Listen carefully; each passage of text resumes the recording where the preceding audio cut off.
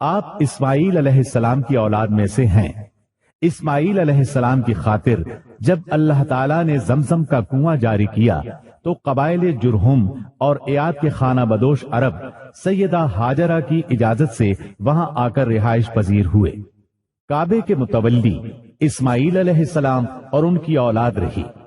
ایک عرصے کے بعد بنو جرہم اور سیدنا اسماعیل کی اولاد میں کعبے کی تولیت کے سلسلے میں جھگڑا ہوا تو کعبے کی خدمت اور تولیت اولاد اسماعیل اور بنو جرہم میں تقسیم ہو گئی، اور جب بنو خزاعہ نے لڑ کر مکے پر قبضہ کیا تو ایک مدت تک کعبے کی تولیت بھی ان کے پاس رہی، لیکن بنو اسماعیل بہرحال مکے ہی میں رہے۔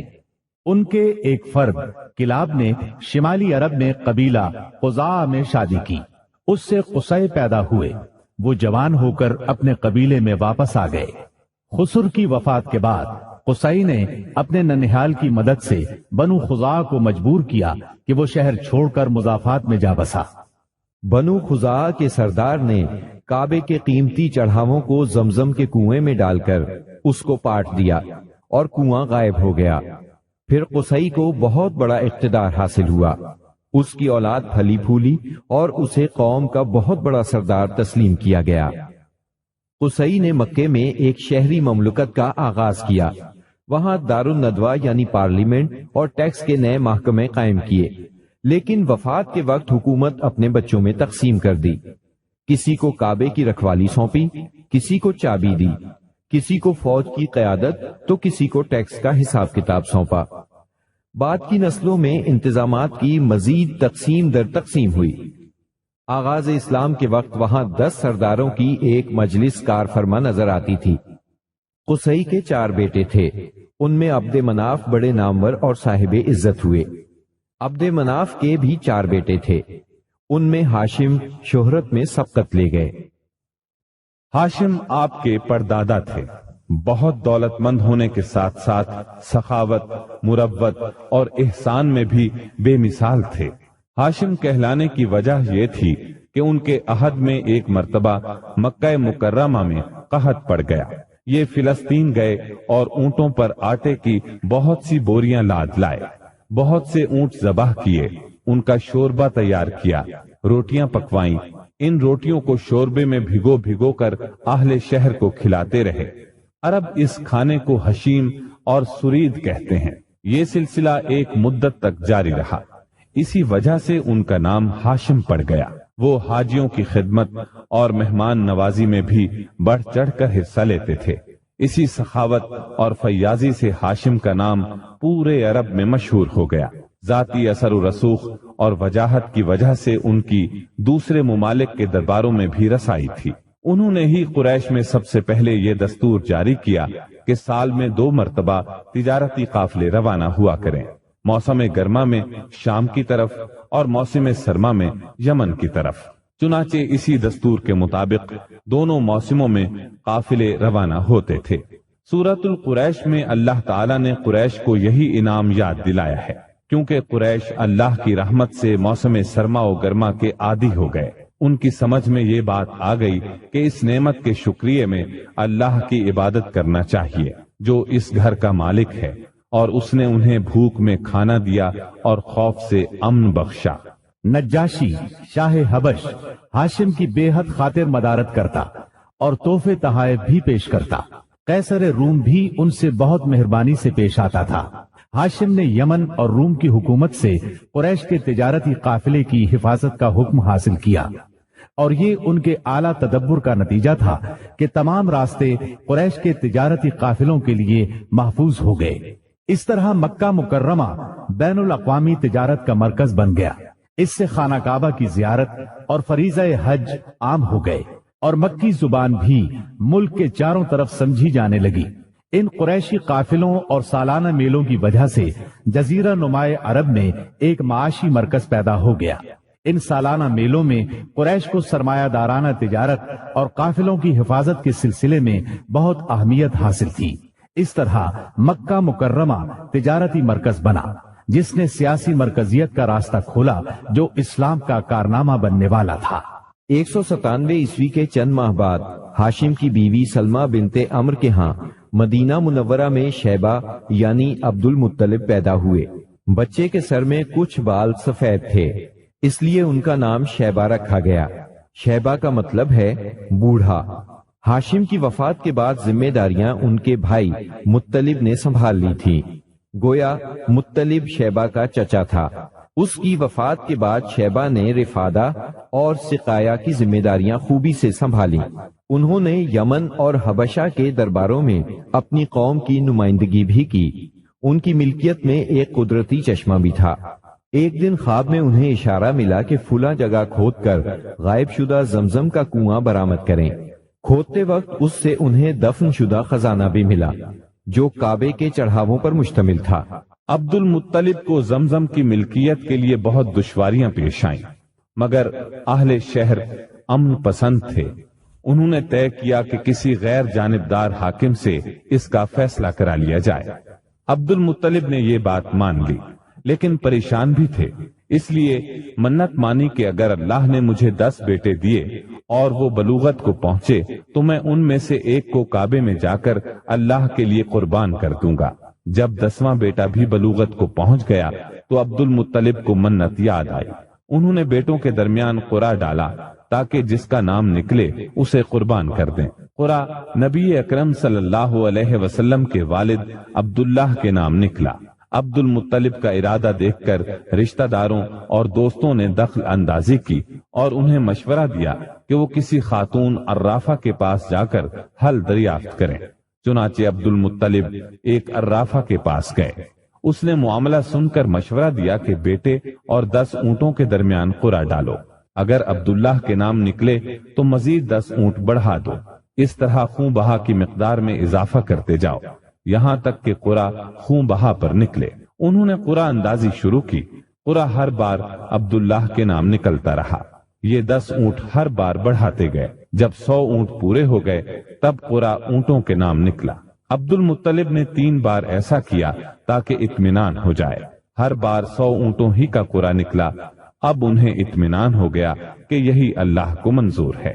زمزم کے کنویں کی ملکیت حاصل کرنے کے علاوہ عبد المطلب کی زندگی کا دوسرا اہم واقعہ ابرہہ کا بیت اللہ پر حملہ ہے۔ تاریخ میں اس کو واقعہ فیل کے نام سے یاد کیا جاتا ہے۔ ابرہہ ایک عیسائی سردار تھا۔ شاہ حبشہ نجاشی کی طرف سے یمن کا حاکم تھا۔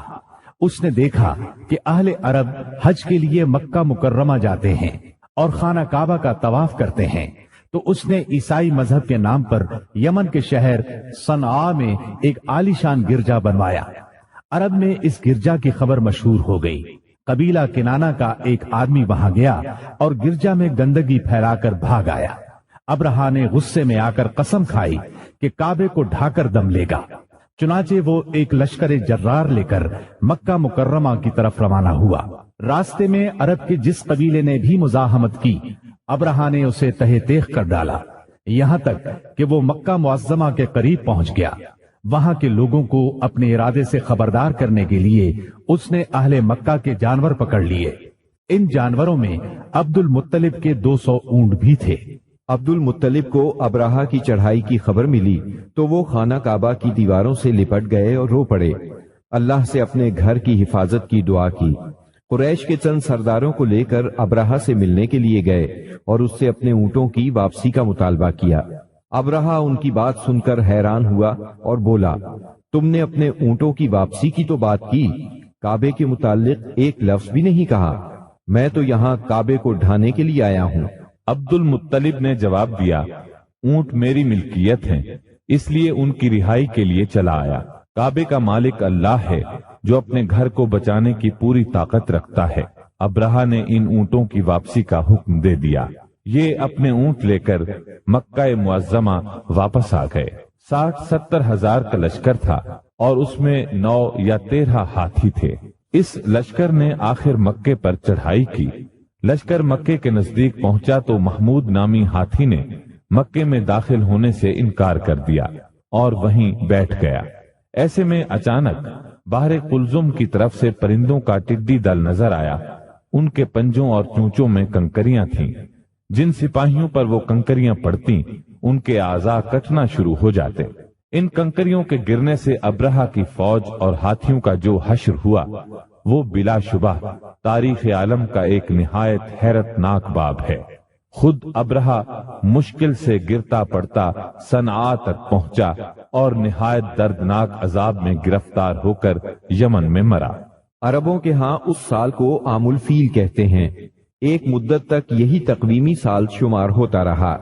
قرآن کریم میں یہ واقعہ سورہ فیل میں بیان ہوا۔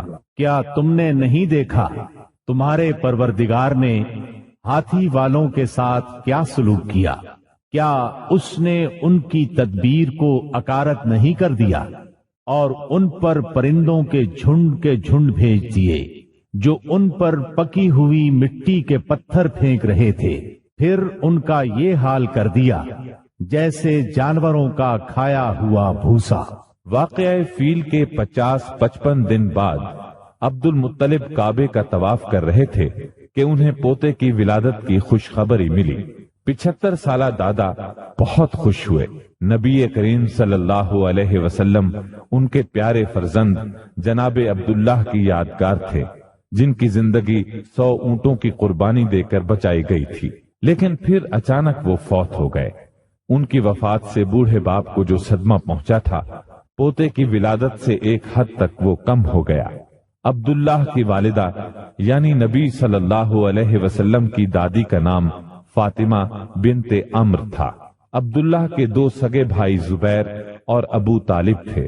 بی بی آمنہ سے نکاح کے بعد عبداللہ نے رواج کے مطابق 3 دن تک سسرال میں قیام کیا۔ اس کے بعد تجارت کی غرض سے شام چلے گئے۔ واپسی پر یثرب یعنی مدینہ منورہ میں ٹھہرے تاکہ اپنے والد کے حکم کے مطابق کھجوروں کا سودا کریں۔ مدینہ منورہ ہی میں قیام کے دوران وہ بیمار ہو گئے۔ آپ کی بیماری کی خبر مکہ پہنچی تو عبد المطلب نے فوراً اپنے بڑے بیٹے حارث کو عبداللہ کی خبر گیری کے لیے مدینہ روانہ کیا۔ حارث مدینہ پہنچے تو معلوم ہوا 1 ماہ بیمار رہنے کے بعد عبداللہ انتقال کر گئے ہیں۔ انتقال کے وقت انہوں نے 5 اونٹ، چند بکریاں اور 1 باندی چھوڑی، جس کی کنیت ام ایمن اور نام برکت تھا۔ عبداللہ کا انتقال اپنے پیغمبر بیٹے کی ولادت سے چند ماہ پہلے ہی ہو گیا تھا۔ گویا آپ صلی اللہ علیہ وسلم شکم مادر ہی میں یتیم ہو گئے تھے۔ آپ کی والدہ سیدہ آمنہ طہارت نفس، شرافت، عزت، عفت، عصمت اور پاکبازی میں بے مثال تھی۔ اپنی قوم میں سیدۃ النساء کے لقب سے مشہور تھیں۔ ددھیال اور ننہیال دونوں کے اعتبار سے آپ عرب کے بہترین قبیلے اور بہترین قوم میں سے تھیں۔ ولادت باسعادت کے بعد 3-4 دن تک آپ کی والدہ نے آپ کو دودھ پلایا۔ پھر آپ کے چچا ابو لہب کی آزاد کردہ کنیز سویبہ نے اور پھر حلیمہ سعدیہ نے دودھ پلایا۔ اکثر سیرت نگاروں نے کنیز کا نام سوبیہ ہی لکھا ہے، لیکن دراصل اس کا نام سویبہ تھا۔ جس طرح صحیح بخاری اور سیرت نگاری کے عالمی مقابلے میں اول آنے والی سیرت نبوی پر مستند کتاب الرحیق المختوم میں مذکور ہے۔ دودھ پلانے کی ذمہ داری ماہ ربیع الاول 52 قبل ہجری یعنی اپریل 571 عیسوی میں سونپی گئی۔ اس زمانے میں عرب میں یہ دستور تھا، جو آج کے دور میں بھی باقی ہے، کہ نوزائیدہ بچوں کو دودھ پلانے کے لیے شرفاء ابتدا ہی سے دیہات میں بھیج دیا کرتے تھے، تاکہ دیہات کی صاف ستھری اور کھلی آب و ہوا میں ان کی پرورش ہو سکے، زبان اہل عرب جیسی فصیح ہو جائے اور اہل عرب کی دیگر خصوصیات اوائل عمر ہی سے بچوں میں راسخ ہو جائیں۔ اس دستور کے مطابق سال میں 2 مرتبہ بنی سعد کی عورتیں شیرخوار بچوں کی تلاش میں آیا کرتی تھیں۔ چنانچہ آپ کی پیدائش کے 8 دن بعد انہی عورتوں کے ساتھ حلیمہ سعدیہ بھی تشریف لائیں۔ دوسری عورتوں کو تو مکہ مکرمہ کے کھاتے پیتے گھرانوں کے بچے دودھ پلانے کے لیے مل گئے، لیکن حلیمہ سعدیہ خالی ہاتھ رہ گئیں۔ نبی کریم صلی اللہ علیہ وسلم چونکہ یتیم تھے، اس لیے انعام و اکرام کی امید کم تھی، اس لیے کسی عورت نے ان کے گھر کی طرف توجہ نہ کی۔ آخر جب روانگی کا وقت آیا تو حلیمہ کو خالی ہاتھ جانا بہت ناگوار گزرا، اور اللہ تعالی کی طرف سے ان کا دل اس یتیم بچے کی طرف کھنچنے لگا۔ چنانچہ انہوں نے اپنے شوہر حارث سے جا کر کہا، اللہ کی قسم مجھے یہ اچھا نہیں لگتا کہ میری ساری سہیلیاں تو بچے لے کر جائیں اور میں اکیلی کوئی بچہ لیے بغیر جاؤں، میں جا کر اس یتیم بچے ہی کو لے لیتی ہوں۔ شوہر نے یہ سن کر کہا، کوئی حرج نہیں، ممکن ہے اللہ ہمارے لیے اسی میں برکت عطا کر دے۔ اس کے بعد انہوں نے جا کر بچے کو لے لیا۔ قافلہ روانہ ہوا، سب سوار ہو کر چل پڑے۔ حلیمہ سعدیہ بھی آپ کو لے کر چلی۔ حلیمہ کی اونٹنی دبلی پتلی، دیکھنے میں مریل اور چلنے میں سب سے سست رفتار تھی، لیکن جو ہی حلیمہ سعدیہ آپ کو لے کر اس پر سوار ہوئیں، یکا یک وہ برق رفتار ہو گئی۔ باقی عورتوں نے اس منظر کو حیرت سے دیکھا کہ حلیمہ سعدیہ کی مریل اونٹنی ان کی طاقتور اور تیز رفتار اونٹنیوں سے آگے نکلی جا رہی تھی، اور پھر وہ ان سب کو پیچھے چھوڑ گئی۔ یہ تبدیلی دوسری عورتوں کے لیے کسی معجزے سے کم نہیں تھی۔ حلیمہ کے والد ابو زویب کا نام عبداللہ بن حارث تھا۔ وہ نبی صلی اللہ علیہ وسلم کے رضائی نانا ہوئے۔ حلیمہ کے شوہر کا نام حارث بن عبد العزا تھا۔ یہ دونوں ہی قبیلہ سعد بنی بکر بن حوازن سے تعلق رکھتے تھے۔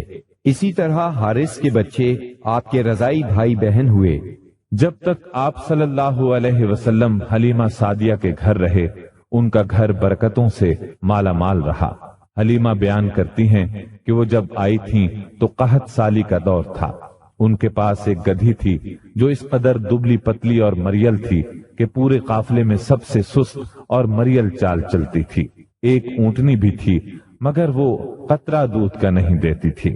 حلیمہ کا اپنا بچہ بھوک سے بے قرار ہو کر بلکتا رہتا تھا، خود سوتا نہ ماں باپ کو سونے دیتا، مگر جب وہ آپ کو لے کر اپنے گھر آئیں اور آپ کو گود میں لیا تو سینہ دودھ سے بھر گیا، یہاں تک کہ آپ نے پیٹ بھر کر دودھ پیا، اور آپ صلی اللہ علیہ وسلم کے ساتھ حلیمہ کے بیٹے نے بھی خوب دودھ پیا۔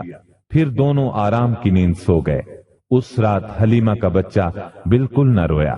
ادھر شوہر اونٹنی کے پاس گیا تو کیا دیکھتا ہے، تھن سے دودھ ابلا چاہتا ہے، چنانچہ وہ دودھ دوہنے لگا۔ اس نے اس قدر دودھ دوہا کہ گھر کے سب برتن بھر گئے۔ دونوں نے خوب دودھ پیا اور آرام کی نیند سو گئے۔ حلیمہ سعدیہ کا گھرانہ سب سے زیادہ قحط زدہ تھا، لیکن مکے سے واپسی کے بعد ان کی یہ حالت ہوئی کہ جب بکریاں چر کر گھر واپس آئیں تو ان کی کوکھیں نکلی ہوئی تھیں اور تھن دودھ سے لبریز تھے۔ اب گھر والے خوب دودھ پینے لگے، جبکہ قحط کی وجہ سے دوسرے گھرانوں کو دودھ بالکل نہیں ملتا تھا۔ یوں اس گھرانے کو مسلسل خیر و برکت نصیب ہوئی۔ حلیمہ کا دستور تھا کہ وہ ہر 6 ماہ بعد آپ کو مکے لاتی، والدہ اور خاندان کے لوگوں سے ملاتی اور پھر اپنے دیار بنی سعد واپس لے جاتی۔ جب مدت رضاعت پوری ہو گئی تو دودھ چھڑا کر آپ کی والدہ کے پاس لائی۔ اب تک وہ آپ کی وجہ سے خیر و برکت دیکھ چکی تھی، اس وجہ سے چاہتی تھی کہ آپ کو ابھی ان کے پاس ہی رہنے دیا جائے۔ چنانچہ انہوں نے آپ کی والدہ سے کہا، کیوں نہ آپ بچے کو ابھی میرے پاس ہی رہنے دیں تاکہ یہ اور مضبوط ہو جائے، مجھے مکے کی وبا سے ڈر لگتا ہے۔ والدہ اس پر راضی ہو گئیں اور حلیمہ آپ کو لے کر خوش خوش اپنے گھر آ گئیں۔ اس طرح آپ قریباً 2 برس تک وہیں رہے۔ پھر آپ کے سینہ مبارک کو چاک کرنے کا واقعہ پیش آیا۔ اس واقعے سے خوفزدہ ہو کر حلیمہ اور ان کے شوہر نے آپ کو آپ کی والدہ آمنہ کے حوالے کر دیا۔ انس بن مالک رضی اللہ عنہ بیان کرتے ہیں، آپ بچوں کے ساتھ کھیل رہے تھے کہ جبریل علیہ السلام تشریف لائے، آپ کو لٹا کر سینہ چاک کر دیا، پھر آپ کا دل نکالا اور اس میں سے ایک لوتھڑا نکال کر فرمایا، یہ تم سے شیطان کا حصہ ہے۔ پھر دل کو سونے کے تشت میں زمزم کے پانی سے دھویا اور واپس سینہ مبارک میں رکھ دیا۔ ادھر بچے دوڑ کر حلیمہ سعدیہ کے پاس آئے اور کہنے لگے، محمد کو قتل کر دیا گیا۔ وہ لوگ فوراً آپ کے پاس پہنچے، دیکھا کہ رنگ اترا ہوا ہے۔ سیدنا انس کا بیان ہے کہ میں نبی اکرم صلی اللہ علیہ وسلم کے سینے پر سلائی کا نشان دیکھا کرتا تھا۔ اس واقعے کے بعد آپ کو مکے پہنچا دیا گیا اور آپ نے اپنی ماں کے سایہ محبت میں اپنے خاندان کے اندر کوئی 2 برس گزارے۔ پھر والدہ، دادا اور ام ایمن کے ساتھ مدینہ منورہ کا سفر کیا، جہاں آپ کے والد کی قبر بھی تھی اور دادا کا ننھیال بھی تھا۔ آپ مدینے میں 1 ماہ رہ کر واپس ہوئے تو راستے میں آپ کی والدہ بیمار ہو گئیں اور مقام ابوا پہنچ کر انتقال کر گئیں۔ انا للہ و انا الیہ راجعون، انہیں وہیں دفن کیا گیا۔ اب بوڑھے عبد المطلب آپ کو لیے مکے پہنچے۔ ان کے دل پر آپ کی والدہ کی وفات کی وجہ سے گہرا اثر تھا۔ آپ کے لیے ان کے دل میں ایسی محبت پیدا ہوئی کہ خود ان کے اپنے بیٹوں کے لیے ویسی محبت نہ تھی۔ وہ آپ کی بہت قدر کرتے، اپنی اولاد سے بڑھ کر چاہتے، خوب اکرام کرتے، اپنے لیے تیار کرائے گئے خاص فرش پر انہیں بٹھاتے، اس فرش پر کسی اور کو نہ بیٹھنے دیتے، پیٹھ پر ہاتھ پھیرتے، آپ کی نقل و حرکت دیکھ کر خوش ہوتے۔ انہیں یقین تھا کہ مستقبل میں آپ کی نرالی شان ہونے والی ہے، لیکن ابھی آپ کی عمر 8 برس 2 مہینے کی ہوئی تھی کہ عبد المطلب بھی انتقال کر گئے۔ اب آپ کے چچا ابو طالب نے آپ کی کفالت کا بیڑا اٹھایا۔ یہ آپ کے والد کے سگے بھائی تھے، انہوں نے بھی آپ سے خاص رحمت اور شفقت برتی۔ وہ مالدار تو نہ تھے، لیکن آپ کی کفالت کے بعد اللہ تعالیٰ نے ان کے تھوڑے سے مال میں اس قدر برکت دی کہ ایک آدمی کا کھانا پورے کنبے کے لیے کافی ہو جاتا تھا۔ خود آپ بھی صبر و قناعت کا نمونہ تھے، جو ملتا اسی پر قناعت فرماتے۔ جب آپ کی عمر 12 برس اور کہا جاتا ہے کہ مزید 2 ماہ اور 10 دن ہوئی تو آپ کے چچا ابو طالب نے تجارت کے لیے ملک شام جانے کا ارادہ کیا۔ آپ کو ان کی جدائی بہت گراں گزری۔ ابو طالب خود بھی متاثر ہوئے، لہٰذا آپ کو اپنے ساتھ لے لیا۔ قافلہ ملک شام کی حدود میں پہنچا تو شہر بصرہ کے قریب پڑاؤ کیا۔ بحیرہ نامی عیسائیوں کا ایک راہب اپنے گرجے سے نکل کر ان کے پاس آیا اور قافلے کے درمیان سے گزر کر نبی صلی اللہ علیہ وسلم کے پاس پہنچا۔ پھر آپ کا ہاتھ پکڑ کر بولا، یہ دنیا کے سردار ہیں، پروردگار عالم کے رسول ہیں، اللہ انہیں رحمت عالم بنا کر بھیجے گا۔ میں انہیں مہر نبوت سے بھی پہچانتا ہوں۔ یہ کندھے کے نیچے نرم ہڈی کے پاس سیب کی طرح ہے اور ہم اس کا ذکر اپنی کتابوں میں بھی پاتے ہیں۔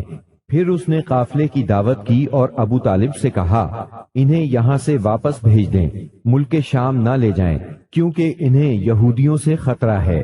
اس پر ابو طالب نے غلاموں کے ہمراہ آپ کو مکے بھیج دیا۔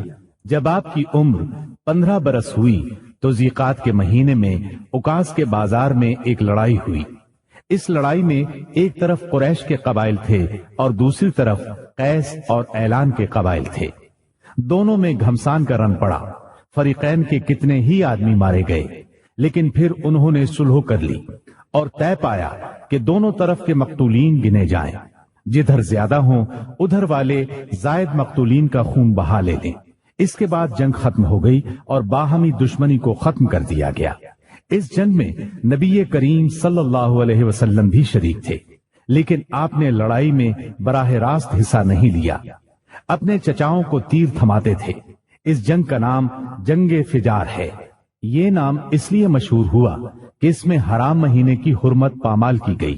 فجار نام کے واقعات 4 بار پیش آئے، ہر سال ایک واقعہ پیش آتا رہا۔ جنگ فجار والا واقعہ آخری تھا۔ اس سے پہلے کے 3 واقعات میں ہلکے پھلکے جھگڑے ہوئے، شدید لڑائی صرف اسی چوتھے واقعے میں ہوئی۔ اس جنگ کے بعد ذیقعد ہی کے مہینے میں 5 قبائل کے درمیان ایک عہد نامہ طے پایا۔ اس عہد نامے کو حلف الفضول کہا جاتا ہے۔ ان قبائل کے نام یہ ہیں: بنو ہاشم، بنو مطلب، بنو اسد، بنی عبد العزا، بنو زہرہ اور بنو تیم۔ اس کی وجہ یہ ہوئی کہ یمن کا ایک آدمی اپنا سامان تجارت لے کر مکے آیا۔ آس بن وائل نے اس سے وہ مال خرید لیا، لیکن قیمت ادا نہ کی۔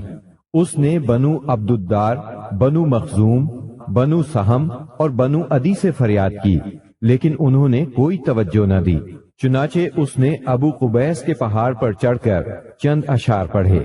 جن میں اپنی مظلومیت کا نقشہ کھینچا اور آواز لگائی کہ کوئی تو اس کا حق دلانے کے لیے اس کی مدد کرے۔ اس پر زبیر بن عبد المطلب نے دوڑ دھوپ کی، لہٰذا اس قبیلے کے افراد بنو تیم کے سردار عبداللہ بن جدعان کے گھر میں جمع ہوئے اور آپس میں عہد و پیمان کیا کہ مکے میں جو بھی مظلوم نظر آئے، خواہ مکے کا رہنے والا ہو یا کسی اور جگہ کا، یہ سب اس کی حمایت میں اٹھ کھڑے ہوں گے۔ انہوں نے عاص بن وائل سے بھی اس کا حق لے کر اس کے حوالے کیا۔ اس عہد و پیمان میں آپ بھی اپنے چچاؤں کے ساتھ تھے۔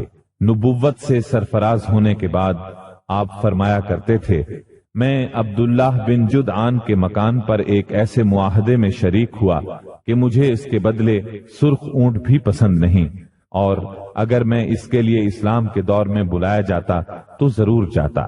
نبی اکرم صلی اللہ علیہ وسلم یتیم پیدا ہوئے اور اپنے دادا پھر چچا کی کفالت میں رہے۔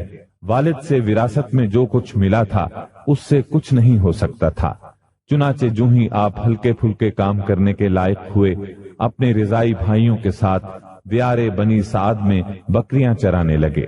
پھر جب مکہ معظمہ آئے تو وہاں بھی چند قیرات کے عوض اہل مکہ کی بکریاں چرائیں۔ قیرات 1 دینار کا 20واں یا 24واں حصہ ہوتا ہے، جس کی قیمت اس زمانے میں بمشکل 80-90 روپے سمجھ لیں۔ کم عمری میں بکریاں چرانا انبیاء کی سنت ہے۔ ایک بار عہد نبوت میں آپ نے فرمایا، کوئی بھی نبی نہیں گزرا مگر اس نے بکریاں ضرور چرائیں۔ پھر جب آپ جوان ہو گئے تو تجارت شروع کی۔ بعض روایات کی روح سے آپ صائب بن ابی صائب کے ساتھ مل کر تجارت کرتے تھے۔ آپ تجارت میں بہترین ساتھی تھے، لین دین کے معاملے میں لڑتے جھگڑتے تھے، نہ بحث کرتے تھے۔ تمام معاملات میں آپ حد درجے امانت دار، سچے اور پرہیزگار مشہور تھے۔ زندگی کے سبھی میدانوں میں آپ کا یہی طریقہ تھا، اسی بنا پر آپ کا لقب ہی امین مشہور ہو گیا تھا۔ ان تمام وجوہات کی بنا پر آپ کی شہرت سن کر سیدہ خدیجہ نے آپ کو تجارت کے لیے اپنے مال کی پیشکش کی۔ وہ عزت اور مال دونوں لحاظ سے قریش کی ایک معزز خاتون تھی، لوگوں کو اجرت دے کر اپنا مال تجارت کے لیے بھیجا کرتی تھی۔ اس پیشکش کے ساتھ انہوں نے یہ بھی کہا کہ وہ آپ کو سب سے اچھی اجرت دیں گی۔ چنانچہ آپ نے ان کے غلام میسرہ کے ساتھ شام کا سفر کیا، وہاں خرید و فروخت کی۔ اس خرید و فروخت میں بہت زیادہ نفع ہوا، اس قدر برکت ہوئی کہ پہلے کبھی اتنا منافع نہیں ہوا تھا۔ شام سے آپ مکہ واپس آئے اور سیدہ کی امانت انہیں سونپی۔ سیدہ خدیجہ نے امانت اور برکت کا یہ حال دیکھا تو حیرت زدہ رہ گئیں۔ ادھر میسرہ نے بھی آپ کی باتیں انہیں بتائیں۔ تب سیدہ نے محسوس کر لیا کہ انہیں ان کی مراد مل گئی ہے، چنانچہ انہوں نے آپ سے اپنی سہیلی کے ذریعے سے شادی کی خواہش ظاہر کی۔ انہوں نے سیدہ خدیجہ کے چچا عمرو بن اسد کو پیغام بھیجا۔ اس طرح بات طے ہوئی۔ نکاح کا خطبہ ابو طالب نے پڑھا، اس میں اللہ کی حمد و ثنا کی، پھر آپ کے فضل و شرف کا ذکر کیا۔ اس کے بعد ایجاب و قبول کے الفاظ کہے اور مہر بیان کیا۔ یہ ملک شام کے سفر سے واپسی کے 2 مہینے اور چند دن بعد کی بات ہے۔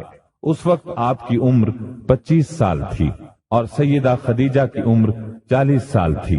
سیدہ خدیجہ کی شادی پہلے عتیق بن عائز مخزومی سے ہوئی تھی، وہ انتقال کر گیا تو ابو حالہ تیمی سے ہوئی، اس سے ایک بچہ بھی ہوا، مگر پھر ابو حالہ بھی فوت ہو گیا۔ اس کے بعد بڑے بڑے سرداران قریش نے شادی کا پیغام دیا، مگر سیدہ خدیجہ راضی نہ ہوئی، یہاں تک کہ اللہ تعالیٰ نے انہیں آپ کی طرف مائل کر دیا، اور اس طرح سیدہ کو آپ صلی اللہ علیہ وسلم کی زوجیت کا شرف حاصل ہوا۔ سیدہ خدیجہ نبی صلی اللہ علیہ وسلم کی پہلی بیوی تھی۔ ان کے جیتے جی آپ نے کسی اور سے شادی نہ کی۔ آپ کی تمام اولاد بھی انہی سے ہوئی، صرف ابراہیم ماریہ قبطیہ سے ہوئے۔ آپ کی اولاد کے نام یہ ہیں: پہلے قاسم پیدا ہوئے، پھر زینب، پھر رقیہ، پھر ام کلثوم، پھر فاطمہ، پھر عبداللہ۔ بعض مورخوں نے تعداد اولاد اور اولاد کی ترتیب اس سے مختلف بھی لکھی ہے۔ آپ صلی اللہ علیہ وسلم کے تمام لڑکے بچپن میں فوت ہو گئے، البتہ تمام بچیوں نے عہد نبوت کو پایا، اسلام لائیں اور ہجرت بھی کی، اور سب کی سب آپ کی زندگی ہی میں انتقال کر گئی۔ صرف سیدہ فاطمہ آپ کے 6 ماہ بعد فوت ہوئی۔ آپ کی عمر کا 35واں سال تھا کہ ایک زوردار سیلاب آیا، اس سے خانہ کعبہ کی دیواریں پھٹ گئیں۔ ایک بار پہلے آگ بھی لگی تھی، اس لیے آگ کی وجہ سے دیواریں کمزور ہو چکی تھیں۔ اب قریش نے فیصلہ کیا کہ خانہ کعبہ کی نئے سرے سے تعمیر کی جائے۔ اس موقع پر انہوں نے فیصلہ کیا کہ اس تعمیر میں صرف حلال مال ہی خرچ کریں گے، چنانچہ رنڈی کی اجرت، سود کی دولت اور کسی کا ناحق لیا ہوا مال اس میں استعمال نہیں کریں گے۔ انہیں خانہ کعبہ گراتے ہوئے ڈر بھی لگ رہا تھا کہ کہیں اللہ کا عذاب نہ ٹوٹ پڑے۔ آخر کار ولید بن مغیرہ نے یہ کہہ کر ڈھانا شروع کر دیا کہ اللہ مصلحین کو ہلاک نہیں کرتا۔ جب لوگوں نے دیکھا کہ اسے کچھ نہیں ہوا تو وہ بھی اس کام میں شریک ہو گئے اور سیدنا ابراہیم علیہ السلام والی بنیاد تک خانہ کعبہ گرا ڈالا۔ اس کے بعد تعمیر شروع کی۔ تعمیر کے لیے ہر قبیلے کا الگ الگ حصہ مقرر تھا۔ معززین اپنے کاندھوں پر پتھر لاتے اور ڈھیر لگاتے۔ نبی کریم صلی اللہ علیہ وسلم اور آپ کے چچا عباس بھی پتھر ڈھو رہے تھے۔ تعمیر کا کام باقوم نامی ایک رومی معمار کر رہا تھا۔ مال چونکہ اس قدر جمع نہ ہو سکا تھا کہ سیدنا ابراہیم علیہ السلام والی بنیادوں پر تعمیر مکمل کی جا سکتی، اس لیے شمال کی طرف سے قریباً 6 ہاتھ چھوڑ کر اس پر ایک چھوٹی سی دیوار اٹھا دی گئی تاکہ علامت باقی رہے کہ یہ بھی خانہ کعبہ کا حصہ ہے۔ اس کو ہجر اور حتیم کہتے ہیں۔ جب دیوار حجر اسود تک اٹھ گئی تو ہر سردار نے چاہا حجر اسود کو اس کی جگہ رکھنے کا شرف اسے حاصل ہو۔ اس پر سخت جھگڑا اٹھ کھڑا ہوا جو 4-5 روز تک جاری رہا۔ کسی طرح فیصلہ نہ ہو پایا کہ حجر اسود کون رکھے گا، اور قریب تھا کہ حرم میں خون ریزی ہو جائے، لیکن ابو امیہ کی ایک تجویز سب نے منظور کر لی۔ ابو امیہ سب سے زیادہ عمر رسیدہ تھا۔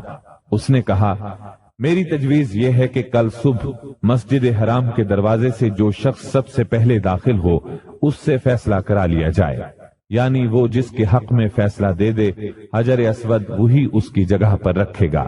دوسرے دن صبح سویرے جو شخص سب سے پہلے داخل ہوا وہ نبی اکرم صلی اللہ علیہ وسلم تھے۔ قریش آپ کو دیکھتے ہی بول پڑے، هذا الامین رضینا هذا محمد، یہ تو محمد ہیں جو کہ امین ہیں، ہم ان سے راضی ہیں۔ پھر آپ ان کے نزدیک پہنچے تو آپ کو تفصیل سنائی گئی۔ آپ نے اس مسئلے کا حل یہ نکالا کہ ایک چادر لی، اس میں حجر اسود کو رکھا اور سب سرداروں سے کہا اس چادر کو سب لوگ کناروں سے پکڑ کر اٹھائیں۔ سب نے ایسا ہی کیا۔ جب چادر حجر اسود کی جگہ پہنچ گئی تو آپ نے اپنے مبارک ہاتھوں سے حجر اسود کو اس کی جگہ پر رکھ دیا۔ یہ اس قدر عمدہ فیصلہ تھا کہ سب خوش ہو گئے۔ نبی کریم صلی اللہ علیہ وسلم بچپن ہی سے عقل سلیم کے مالک تھے، پاک دامن تھے، بھرپور قوت کے مالک تھے۔ جوانی اور پختگی کا زمانہ آیا تو آپ کی خوبیاں اور زیادہ نکھر کر سامنے آئیں۔ آپ درست سوچ، صحیح نظر، بہترین اخلاق اور عمدہ عادات کا سب سے بلند نمونہ تھے۔ سچائی اور امانت، صبر و شکر، حیا اور وفا، خیر خواہی اور تواضع سبھی میں ممتاز تھے۔ بھلائی اور احسان میں آپ کا کوئی ثانی نہیں تھا۔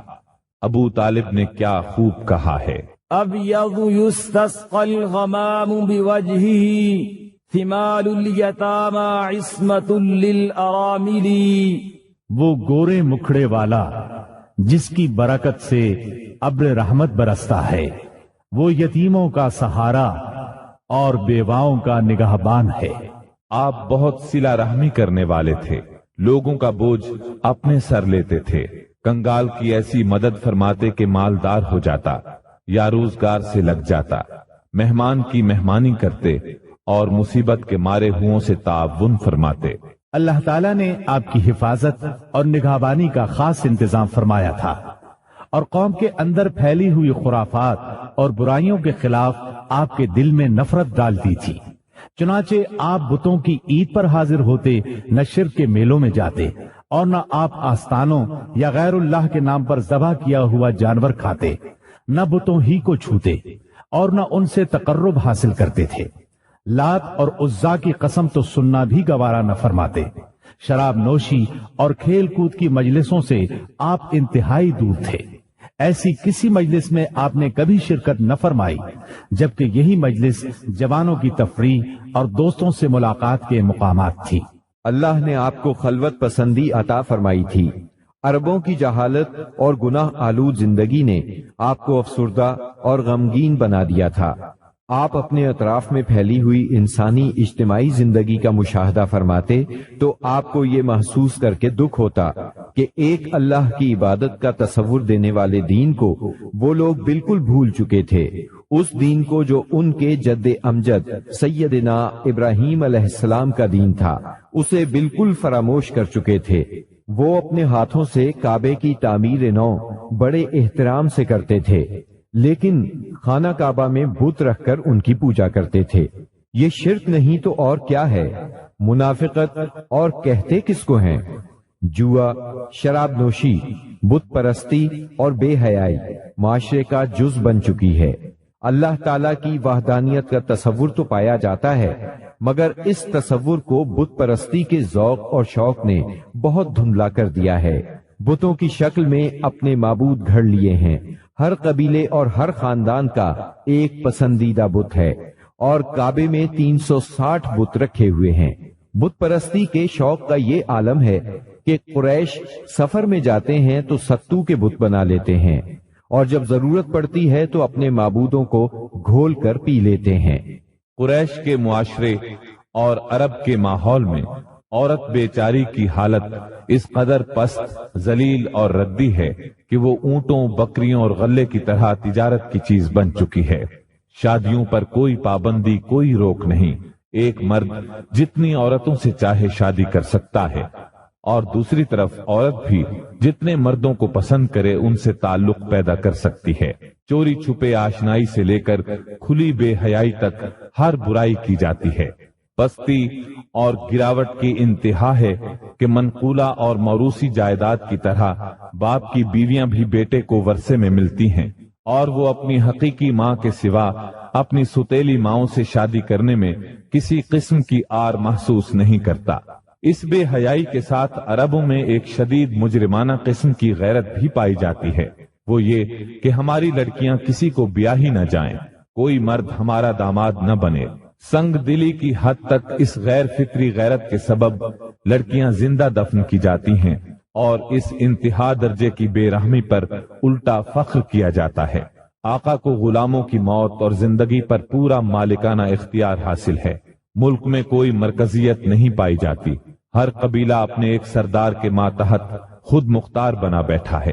اس چیز نے قبائل کو شدید قسم کی رقابتوں میں مبتلا کر دیا ہے۔ ذرا ذرا سی بات پر تلواریں نیام سے باہر آ جاتی ہیں، اور بڑی خوفناک جنگیں ہوتی ہیں جن کا سلسلہ کئی پشتوں تک جاری رہتا ہے۔ آنے والی نسلیں اپنے اسلاف اور آباء و اجداد کے خون کا انتقام لیتی ہیں۔ گھڑ دوڑ میں گھوڑا دوڑانے پر جھگڑا، کھیتوں میں بکریاں چرانے پر لڑائی، اور چشموں سے پانی بھرنے پر خونریزی کرتے ہیں۔ اپنے دشمنوں کو قتل کر کے ان کی کھوپڑیوں میں شراب پیتے ہیں۔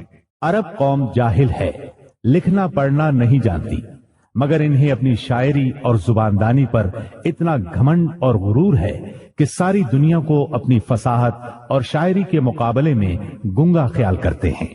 توہم پرستی انتہا کو پہنچی ہوئی ہے۔ ذرا ذرا سی بات پر فال نکالتے ہیں، پانسے پھینکتے ہیں۔ ہر طرف کہانت کا زور ہے۔ کاہنوں سے اپنی تقدیر اور مستقبل کے بارے میں پوچھتے ہیں۔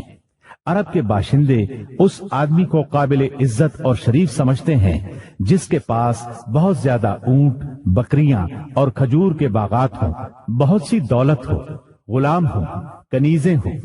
نیکی، پرہیزگاری اور شرافت کا تصور ہی ان کے ذہنوں سے نکل چکا ہے۔ یہی وہ دور ہے جس کو دور جہالت کہا جاتا ہے۔ عرب کے معاشرے کی برائیوں نے ان کی فطری صلاحیتوں کو دبا دیا ہے۔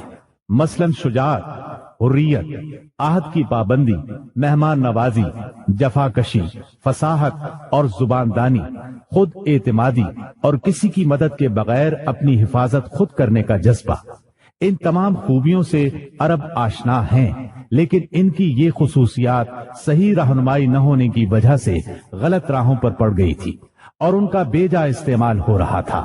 ملک میں بعض ایسے قبائل بھی پائے جاتے تھے جو خانہ بدوش تھے، جہاں پانی کا چشمہ، سبزہ اور کھجوروں کے جھنڈ نظر آئے وہیں ڈیرے ڈال دیے، اور جب یہاں سے جی اکتا گیا تو اپنا مختصر سا سامان اونٹوں پر لاد کر وہاں سے چل دیے۔ یہ تھے عرب کے افسوسناک حالات، لیکن یہ یہاں تک محدود نہیں تھے۔ اس زمانے میں دنیا کے گوشے گوشے میں ایسی ہی پستی پائی جاتی تھی۔ کہیں آگ کی پوجا ہوتی تھی، کہیں محبت اور نفرت کے دیوتاؤں کے آگے سر جھکائے جاتے تھے۔ غرض اللہ تعالیٰ کے سوا اس کی ساری مخلوق کی عبادت ہو رہی تھی۔ حد یہ ہے کہ سانپ، درخت اور بندر تک معبود بنے ہوئے تھے۔ پتھر، جانور، چاند، سورج اور ستارے، یہاں تک کہ زمین پر رینگنے والے کیڑوں تک کی پرستش نے ساری دنیا کو شرک کا گڑھ بنا دیا تھا۔ ہر طرف جہالت کا اندھیرا اور شرک و کفر کی تاریکیاں چھائی ہوئی تھیں۔ ان سب میں صراط مستقیم گم ہو کر رہ گیا تھا۔ اہل عرب کی حالت زار پر کڑنے کے علاوہ آپ اپنی خلوت و تنہائی میں زندگی اور کائنات کے رازوں پر بھی غور و فکر کیا کرتے تھے اور سوچا کرتے تھے کہ زندگی کیا ہے، کائنات کیا ہے، یہ چاند، سورج، ستارے کیوں کر بنے، کائنات کیوں تخلیق کی گئی، کس نے کی، زندگی کا ظہور کب ہوا، کیسے ہوا۔ یہ وہ دن تھے جب آپ تنہائی میں غور و فکر کی ضرورت کے ساتھ ساتھ عبادت کو بھی لازمی سمجھتے تھے۔ عبادت آپ کی روح کی ضرورت تھی، لہٰذا آپ رمضان بھر غار حرا میں قیام فرماتے، آنے جانے والے مسکینوں کو کھانا کھلاتے اور بقیہ اوقات اللہ تعالیٰ کی عبادت میں گزار دیتے۔ غار حرا مکہ مکرمہ کے مشرق میں خانہ کعبہ سے کوئی 3 میل دور جبل النور کی چوٹی پر واقع ہے۔ خلوت اور گوشہ تنہائی کی تلاش میں آپ غار حرا پہنچے۔ یہ چونکہ کعبہ کے سامنے تھا اور وہاں کامل تنہائی اور یکسوئی تھی، اسی لیے آپ کو بہت پسند آیا۔ رمضان کا مہینہ اور پیر کا دن تھا۔ آپ غار حرا کے اندر ذکر الہی اور عبادت میں مشغول تھے کہ یکایک جبریل علیہ السلام نازل ہوئے اور آپ کو وحی اور نبوت سے نوازا۔ سیدہ عائشہ رضی اللہ عنہا فرماتی ہیں، رسول اللہ صلی اللہ علیہ وسلم پر وحی کا آغاز نیند میں اچھے خواب سے ہوا۔ آپ جو خواب دیکھتے وہ سفیدہ سحر کی طرح نمودار ہوتا۔ پھر آپ کو تنہائی پسند آنے لگی، چنانچہ آپ غار حرا میں خلوت فرمانے لگے اور کئی رات گھر آئے بغیر عبادت کرتے اور اس عرصے کے لیے توشہ بھی ساتھ لے جاتے۔ پھر سیدہ خدیجہ رضی اللہ عنہا کے پاس تشریف لاتے اور اتنی مدت کے لیے پھر توشہ لے جاتے، یہاں تک کہ آپ غار حرا میں تھے کہ آپ کے پاس حق آ گیا، یعنی فرشتہ آپ کے پاس آیا اور کہا اقرا، یعنی پڑھیے۔ آپ نے فرمایا میں پڑھنا نہیں جانتا۔ رسول اللہ صلی اللہ علیہ وسلم فرماتے ہیں کہ اس پر اس نے مجھے پکڑ لیا اور اس زور سے دبوچا کہ مجھے چور کر ڈالا، اور پھر مجھے چھوڑ کر کہا اقرا، یعنی پڑھیے۔ میں نے پھر کہا میں پڑھنا نہیں جانتا۔ اس نے پھر مجھے پکڑ کر دبوچا اور چور کر ڈالا، پھر چھوڑ کر کہا اقرا، پڑھیے۔ میں نے پھر کہا میں پڑھا ہوا نہیں ہوں۔ اب اس نے تیسری بار دبوچا اور کہا اقرأ باسم ربك الذي خلق خلق الإنسان من علق اقرأ وربك الأكرم الذي علم بالقلم علم الإنسان ما لم يعلم۔ پڑھ اپنے اس پروردگار کے نام سے جس نے پیدا کیا، انسان کو لوتھڑے سے پیدا کیا۔ پڑھ تیرا رب بڑا کریم ہے جس نے قلم کے ذریعے سے علم دیا، انسان کو وہ بات سکھائی جسے وہ جانتا نہ تھا۔ اب آپ نے یہ آیات پڑھ دی، پھر آپ ان آیات کو لے کر واپس آئے۔ آپ کا دل کانپ رہا تھا۔ آپ نے سیدہ خدیجہ رضی اللہ عنہا کے پاس پہنچ کر فرمایا مجھے چادر اڑا دو، مجھے چادر اڑا دو۔ انہوں نے چادر اڑا دی، یہاں تک کہ دہشت جاتی رہی۔ پھر آپ نے سیدہ خدیجہ کو واقعہ سنایا اور فرمایا مجھے اپنی جان کا خوف ہے۔ انہوں نے کہا اللہ کی قسم ایسا ہرگز نہیں ہو سکتا، اللہ آپ کو کبھی رسوا نہیں کرے گا۔ آپ صلہ رحمی کرتے ہیں، بے سہاروں کا بوجھ اٹھاتے ہیں، خالی ہاتھ لوگوں کی مدد کرتے ہیں، مہمان کی مہمانی کرتے ہیں اور حق کے سلسلے میں پیش آنے والے مصائب میں مدد کرتے ہیں۔ اس کے بعد سیدہ خدیجہ آپ کو اپنے چچا زاد بھائی ورقہ بن نوفل کے پاس لے گئیں۔ یہ جاہلیت کے دور میں عیسائی ہو گئے تھے، عبرانی لکھنا پڑھنا جانتے تھے اور عبرانی میں انجیل لکھتے تھے۔ اس وقت بوڑھے اور نابینا ہو چکے تھے۔ سیدہ خدیجہ رضی اللہ عنہا نے ان سے کہا بھائی جان آپ اپنے بھتیجے کی بات سنیں۔ ورقہ بن نوفل نے کہا بھتیجے کہو تم کیا کہتے ہو؟ آپ نے جو کچھ دیکھا تھا بیان کر دیا۔ اس پر ورقہ بولے یہ تو وہی فرشتہ ہے جو موسیٰ علیہ السلام پر نازل ہوا تھا، کاش میں اس وقت زندہ ہوتا جب آپ کی قوم آپ کو نکال دے گی۔ آپ نے حیران ہو کر فرمایا میری قوم مجھے نکال دے گی؟ ورقہ بن نوفل بولے ہاں کوئی ایسا آدمی نہیں جو تم جیسا پیغام لایا ہو اور اس سے دشمنی نہ کی گئی ہو، اور اگر میں اس وقت تک زندہ رہا تو تمہاری زبردست مدد کروں گا۔ لیکن اس کے بعد جلد ہی ورقہ بن نوفل فوت ہو گئے اور ادھر وحی کا سلسلہ رک گیا۔ وحی کی بندش سے آپ کو سخت رنج و ملال ہوا، لیکن مصلحت الہی اسی میں تھی، کیونکہ اس طرح خوف جاتا رہا، معاملے کی نوعیت سمجھنے کا موقع ملا اور دوبارہ وحی کی مشقت برداشت کرنے پر طبیعت صرف آمادہ ہی نہیں ہوئی بلکہ ایک گونا شوق اور طلب بھی پیدا ہوئی، اور آپ دوبارہ وحی کا انتظار کرنے لگے۔ ادھر آپ گوشہ نشینی کی بقیہ مدت پوری کرنے کے لیے ورقہ کے پاس سے پلٹ کر دوبارہ غار حرا میں تشریف لا چکے تھے۔ جب ماہ رمضان ختم ہو گیا اور آپ کی اعتکاف کی مدت پوری ہو گئی تو عادت کے مطابق پہلی شوال کی صبح حرا سے اتر کر مکہ معظمہ روانہ ہوئے۔ نبی کریم صلی اللہ علیہ وسلم ارشاد فرماتے ہیں میں پہاڑ سے اتر کر میدان میں پہنچا تو مجھے پکارا گیا، میں نے دائیں دیکھا کچھ دکھائی نہ دیا، بائیں دیکھا تو بھی کچھ دکھائی نہ دیا، سامنے دیکھا تو بھی کچھ دکھائی نہ دیا، پھر پیچھے دیکھا تو وہاں بھی کچھ نظر نہ آیا۔ اس کے بعد میں نے سر اوپر اٹھایا تو کیا دیکھتا ہوں کہ جو فرشتہ حرا میں میرے پاس آیا تھا وہی آسمان و زمین کے درمیان موجود ہے۔ یہ دیکھ کر میرا پورا وجود اس کے روب سے بھر گیا، یہاں تک کہ میں زمین کی طرف جھک گیا۔ پھر میں خدیجہ کے پاس آیا اور کہا مجھے چادر اڑا دو، مجھے چادر اڑا دو، مجھے کمبل اڑا دو، ٹھنڈے پانی کے چھینٹے مارو۔ انہوں نے کمبل اڑا دیا، ٹھنڈے پانی کے چھینٹے مارے، پھر یہ آیات نازل ہوئی یا ایھا المدثر قم فانذر وربک فکبر وثیابک فطہر والرجز فاہجر۔ اے کمبل پوش اٹھ اور لوگوں کو ان کی بدعملی کے نتائج سے ڈرا، اپنے رب کی بڑائی بیان کر اور اپنے کپڑے پاک رکھ اور گندگی سے الگ تھلگ رہ۔ بعثت نبوی کے ابتدائی 3 برسوں میں آپ چپکے تبلیغ کرتے رہے۔ اس دوران میں سیدنا ارقم رضی اللہ عنہ کا گھر اسلامی تحریک کا مرکز بنا۔ یہ گھر کوہ صفا کے دامن میں واقع تھا۔ نمازیں گھروں کے اندر اور پہاڑوں کی گھاٹیوں میں پڑھی جاتی رہیں۔ اس تبلیغ کے ذریعے سے چراغ جلتا رہا۔ آپ نے سب سے پہلے ان لوگوں کو تبلیغ فرمائی جن کے آپ کے ساتھ تعلقات تھے۔ آپ کو اپنے ان قریبی ساتھیوں کی طرف سے مایوسی کا سامنا نہیں کرنا پڑا۔ عورتوں میں آپ کی زوجہ سیدہ خدیجہ رضی اللہ عنہا، غلاموں میں زید بن حارثہ رضی اللہ عنہ، مردوں میں سیدنا ابو بکر صدیق رضی اللہ عنہ، اور لڑکوں میں سیدنا علی رضی اللہ عنہ نے سب سے پہلے اسلام قبول کیا۔ خفیہ دعوت و تبلیغ کا یہ سلسلہ قریباً 3 سال تک جاری رہا۔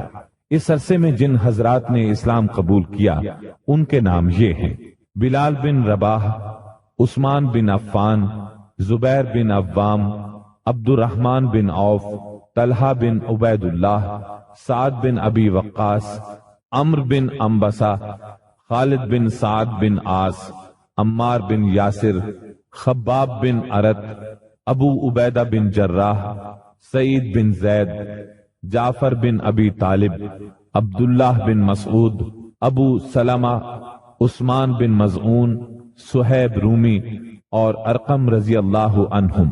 مجموعی طور پر قریباً 40 افراد نے اسلام قبول کیا۔ ان حضرات کو السابقون الاولون کہا گیا۔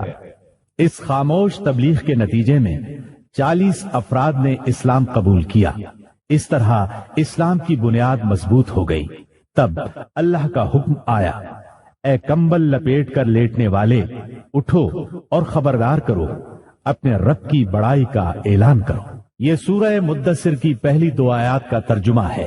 ان میں نبی صلی اللہ علیہ وسلم کو اس عظیم اور جلیل کام کے لیے اٹھنے اور نیند کی چادر پوشی اور بستر کی گرمی سے نکل کر جہاد، کوشش اور مشقت کے میدان میں آنے کے لیے کہا گیا۔ یا ایھا المدثر قم فانذر، اے چادر پوش، اٹھ اور ڈرا۔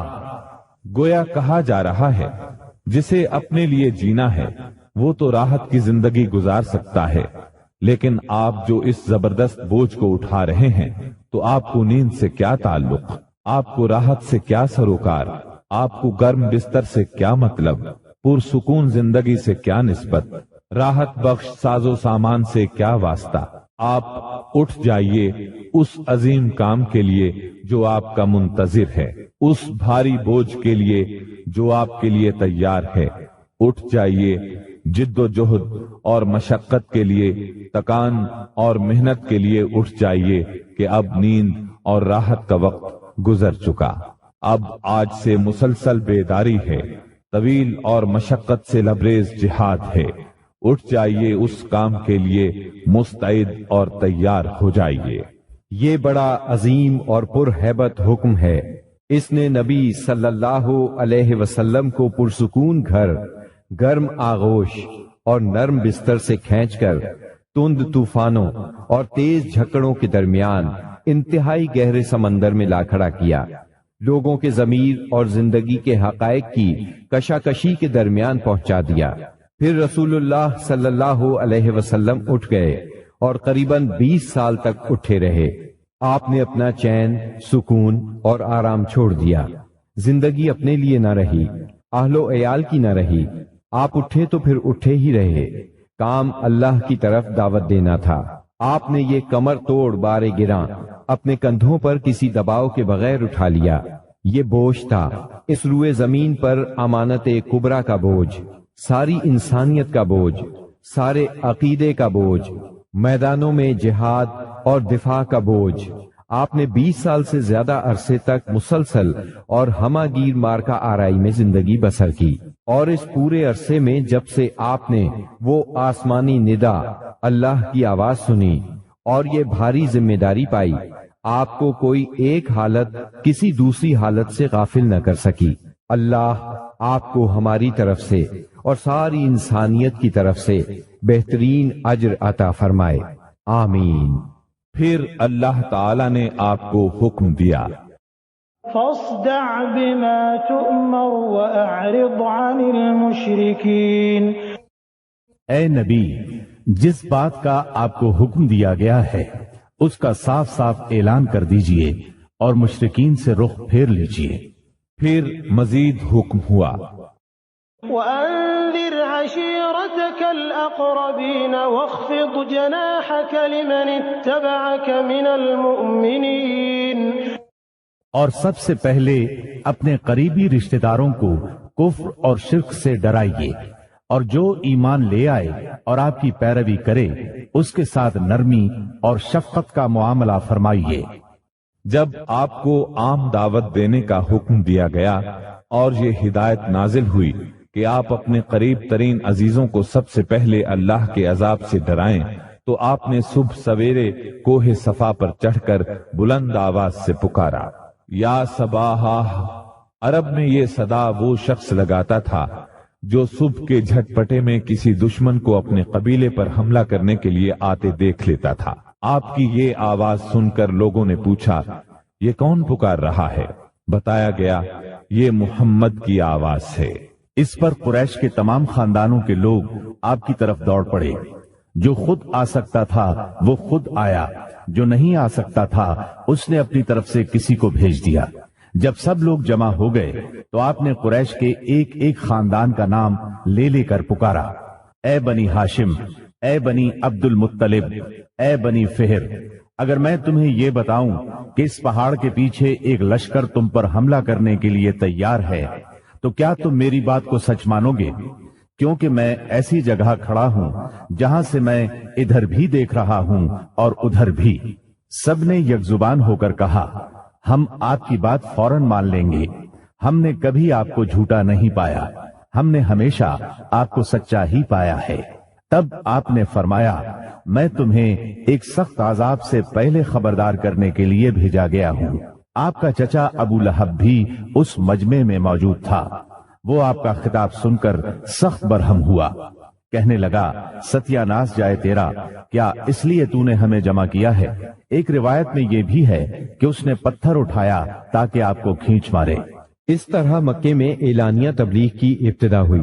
لوگ مسلمان ہونے لگے۔ مسلمان ہونے والوں میں زیادہ تر نوجوان لوگ تھے۔ اس طرح ان کے بڑوں کو بہت دکھ ہوا کہ ہماری اجازت اور مرضی کے بغیر یہ کیوں پرانے قومی دین سے پھر گئے۔ ان لوگوں نے اپنے نو عمر رشتہ داروں کو طرح طرح سے اذیتیں دی، مارا پیٹا، بیڑیاں لگا کر قید کیا، چھت کے بغیر کمروں میں بند کیا، تپتی ریت پر ننگے بدن لٹایا، مگر یہ تمام اذیتیں بے اثر رہیں۔ ان لوگوں میں آزاد مرد اور عورتیں بھی تھیں، لونڈی اور غلام بھی تھے۔ لونڈیوں اور غلاموں کو ان کے آقاؤں نے شدید تکالیف پہنچائیں۔